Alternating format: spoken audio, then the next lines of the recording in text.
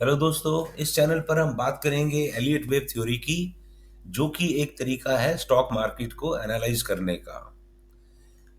ये थ्योरी बहुत कम लोगों को आती है और इसको सीखने में सालों साल लग जाते हैं। बट हम कोशिश करेंगे आपके साथ शेयर करने की इसको, कि एक हम कुछ महीनों में इसको कंप्लीट कर पाएं। और हालांकि लोग बहुत कम हैं, मगर जो लोग सिखाते भी होंगे तो आई एम श्योर वो उतना ही हिसाब से पैसे लेते होंगे कि जी सालों साल तक सिखाना पड़ेगा। But I am going to share with you this theory totally free, जो कि मैंने खुद सीखी है। इस थ्योरी को अप्लाई करने के लिए चार्ट्स की नॉलेज होनी बड़ी ज़रूरी है। चार्ट्स में क्या नॉलेज चाहिए एलियट वेव के हिसाब से वो मैं शेयर करूंगा, मगर चार्ट्स जरूर होने चाहिए। मोस्ट ऑफ द टाइम्स ये थ्योरी इंट्राडे में नहीं अप्लाई हो सकती है, और इसका जो जो बेस्ट तरीका है वो है कि एक पूरी वेव खेल के विच जो कि जिसमें कि कई दिन या कई हफ्ते लग सकते हैं, तो आप उसके बाद पोजीशन को एग्जिट कर सकते हैं। मैं हूं डॉक्टर चेतन चोपड़ा, एक सीनियर रेडियोलॉजिस्ट हूं बाय प्रोफेशन, और एलियट वेव स्पेशलिस्ट हूं। काफ़ी टाइम से मैं एलियट वेव को स्टडी कर रहा हूं, और ये एलियट वेव किसी भी इंडेक्स या किसी भी स्टॉक में अप्लाई हो सकती है, चाहे वो गोल्ड हो, चाहे वो सिल्वर हो, या वो इंडिविजुअल स्टॉक्स हो, ये किसी में भी अप्लाई हो सकती है। मोस्टली लोग बाग स्टॉक मार्केट में लॉस ही लेते हैं। उसका कारण ये है कि उनको एंट्री या एग्जिट नहीं समझ में आता। किस तरीके से कौन सा स्टॉक में एंट्री कब लेनी है, कब एग्जिट करनी है, वो चीज़ें समझ में नहीं आती। हम एलियट वेव की थ्योरी के हिसाब से ये पूरी कोशिश करेंगे आप तक ये नॉलेज बढ़ाने की, कि हमने कब एंट्री और किस पॉइंट पर एंट्री लेनी है।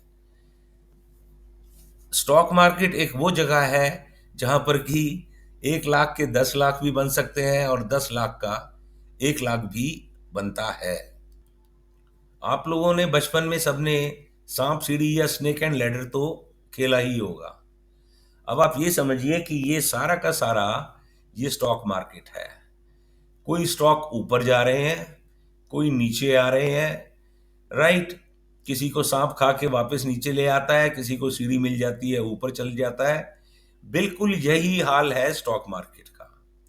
सो आपको ये देखना है कि इस मार्केट में कौन से वाले स्टॉक्स हैं जो कि डाउन ट्रेंड में है, और कौन से वाले स्टॉक्स हैं जो कि अप ट्रेंड में है।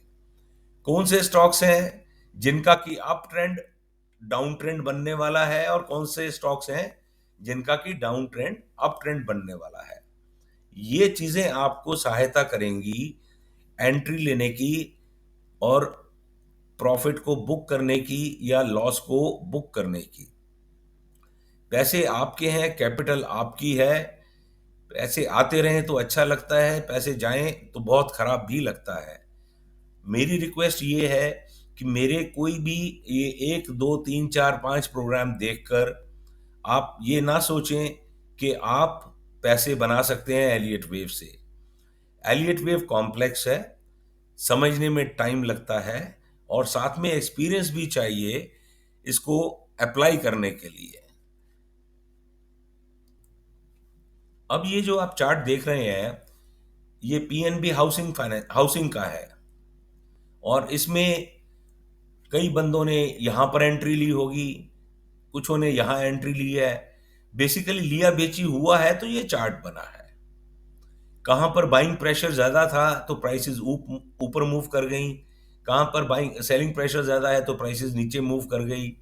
इसी चार्ट का एनालिसिस ही सारा खेल है कि हम किस वाले स्टॉक में पैसे डालने हैं, किस में नहीं डालने हैं।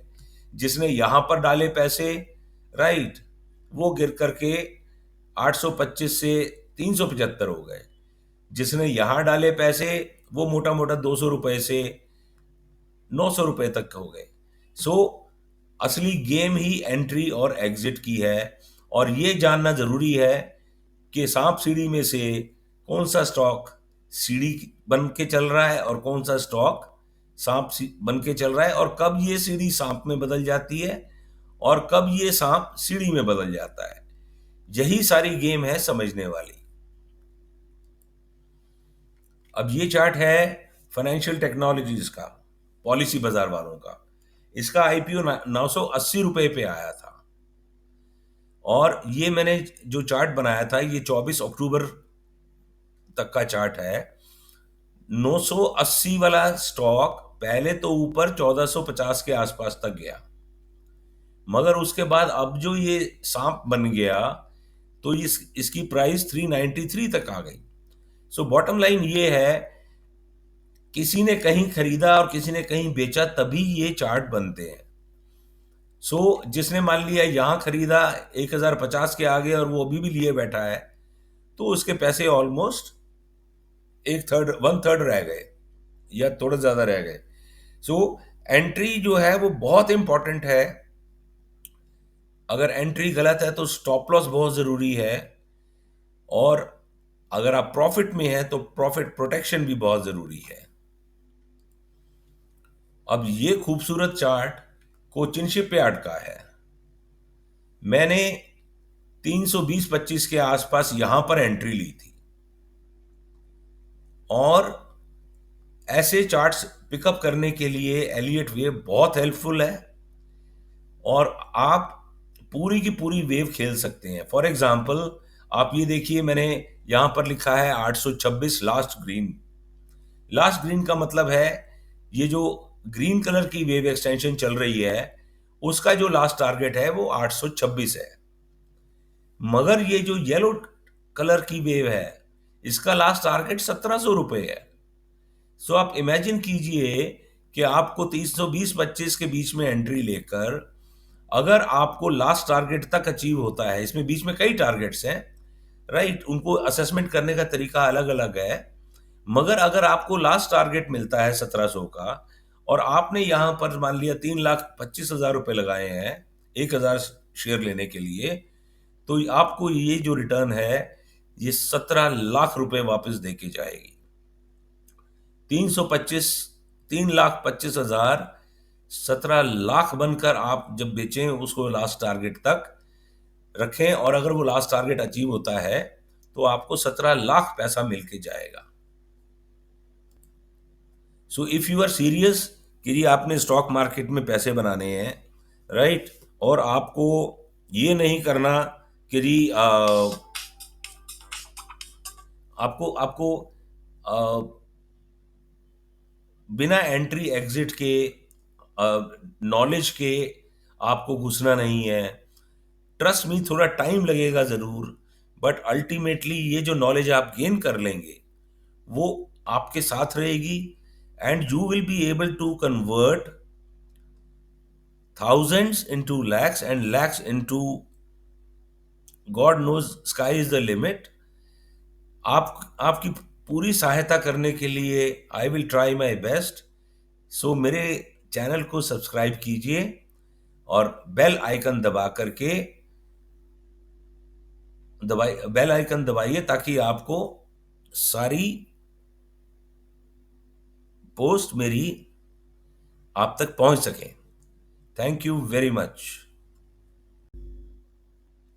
अगर आपको हमारी ये सब चीज़ें समझ में आती हैं कि आप इंटरेस्टेड हैं थोड़ा लंबा खेलने में स्टॉक मार्केट में और पैसे बनाने में, तो प्लीज़ मेरा चैनल लाइक एंड सब्सक्राइब कर दीजिए और बेल आइकन भी दबा दीजिए ताकि आप तक सारी मेरी पोस्ट पहुंच सकें। हम पूरी कोशिश करेंगे कि ये जो लंबी गेम है ये आपके साथ हम शेयर कर सकें, जिसमें मिनिमम एफर्ट है। एक बार बढ़िया पोजीशन ले ली गई तो उसके बाद निकलने के लिए कई हफ्तों या कई महीनों का इंतज़ार करना पड़ता है, मगर जो पैसे बनते हैं तो वो बल्ले बल्ले है। Thank you very much.